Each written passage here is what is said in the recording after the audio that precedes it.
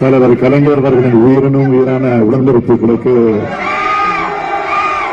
கோடான கோடு நன்றி நான் தெரிவிச்சுக்க விரும்புகிறேன். பாசிசத்தை வீழ்த்தி இந்தியாவை காப்போம் என்ற முழக்கத்தோட பரப்புரை பயணத்தை செஞ்ச திமுக தலைமையிலான இந்தியா கூட்டணி கட்சி தலைவர்களுக்கும் நிர்வாகிகளுக்கும் செயல் வீரர்களுக்கும் தொண்டர்களுக்கும் என்னோட நெஞ்சார்ந்த நன்றியை முதல்ல நான் தெரிவிச்சுக்க விரும்புகிறேன்.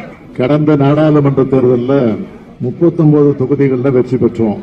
இந்த நாடாளுமன்ற தேர்தலில் மீதம் இருந்த ஒரு தொகுதியும் சேர்த்து 40க்கு 40ஐயும் தமிழ்நாட்டு மக்கள் வழங்கியிருக்கிறாங்க.